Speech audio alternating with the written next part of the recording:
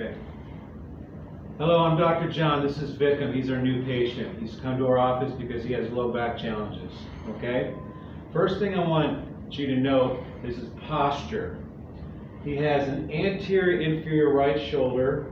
His ilium has gone posterior superior, which means he's got an inversion here. He's got tight quadratus lumborum as well as trapezius.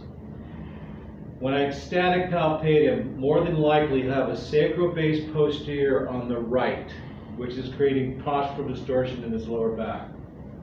If you note his neck, his chin is slightly rotated to the left and antalgia to the left.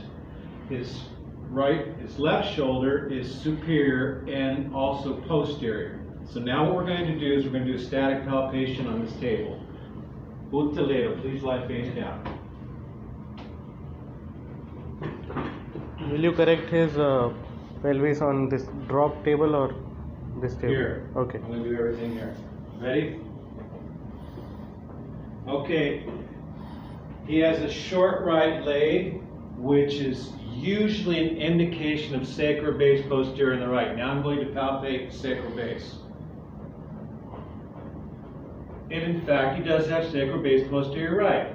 Now, usually if a patient has sacral base posterior right, L5 will be rotated to the opposite side left and L4 will be rotated to the same side of the sacral base posterior right. And in this case, this is true. He has a notable hypokyphosis in the thoracic spine. T1 is right, so that affects the heart. He has T5 to the right, which affects the liver, and T9, which affects the adrenals.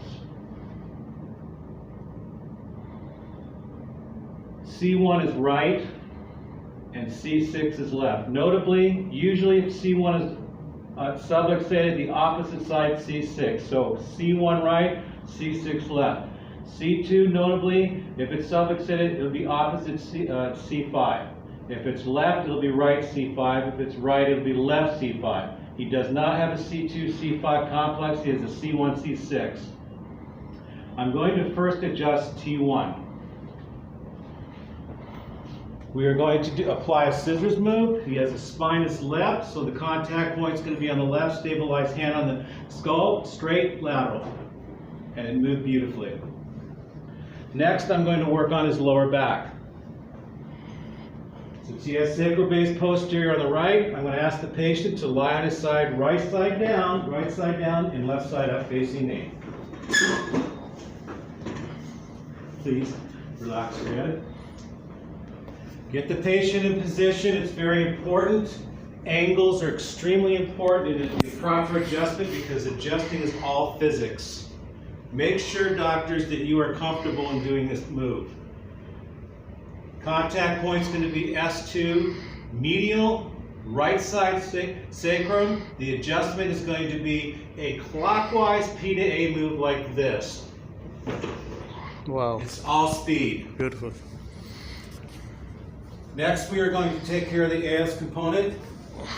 Opposite side face me.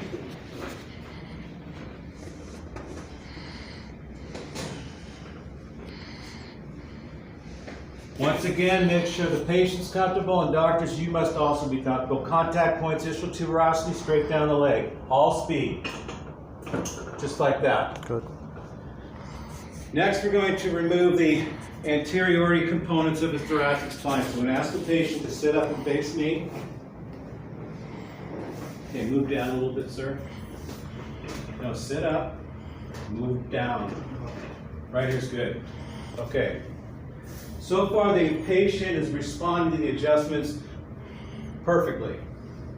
So we said T5, T9. First, we're going to go T9 and then T5. So start T9. Now the contact point is going to be T10, and you're going to tissue slack up to T9. Ask the patient to breathe out. Breathe out. And then T6, tissue slack up to T5.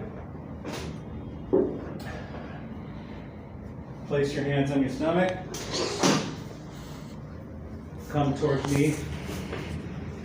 Now the last part of this adjustment is to clear the cervical spine.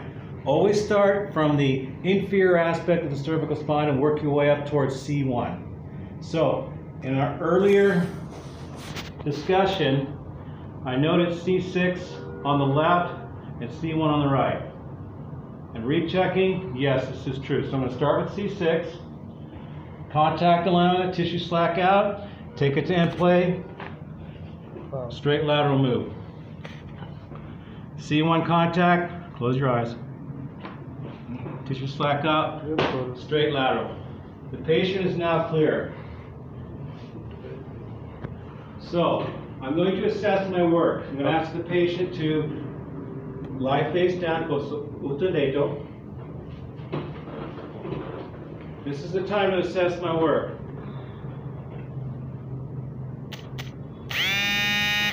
Repalpate. I go to sacral base. He's moving nicely. SI joints are even. There's no posterior. The subluxation has been removed. T1 is moving nicely. T5 and T9 are also moving nicely. C6 and C1 are now in position. Next, what we're going to do is ask the patient to walk down the aisle. Come on up, sir. This is where we see his movement.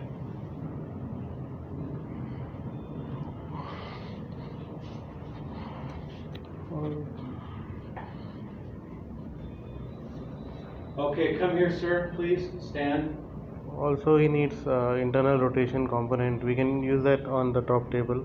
Okay, so taking a look at his posture, his anterior inferior shoulder has been removed. We got balance of the shoulders. His neck is still slightly tilted to the right, but it's improved.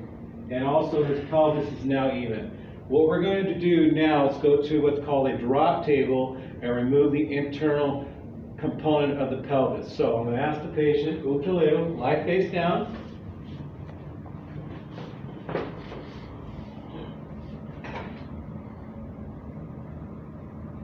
He has an internal component on the right-hand side, or left, pardon me. So in this particular type of adjustment, what we're going to do is we're going to do contact thenar on top of the pelvis, the iliac crest. Stabilizing hand is going to be on the left-hand side. His right. His right. Yeah. And I'm going to adjust his ilium externally, so we remove the internal rotation component. Yeah. Just like this. 3 times. All right, now I'm going to ask the patient to turn over, eye face up, check his legs. It's better. And in fact, his internal rotation component has been removed. This concludes our adjustment and our time with our patient. Thank you very much, sir. Can you walk and just observe what you're feeling right now?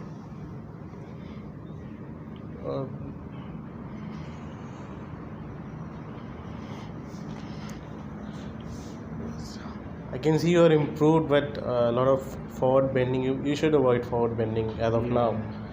Okay, just walk in, just tell me what you're observing after the adjustment. Slow down. I have seen some improvement in my left leg and left side of lower back. I'm feeling some comfort while walking and while sitting, and I feel better than before. Okay.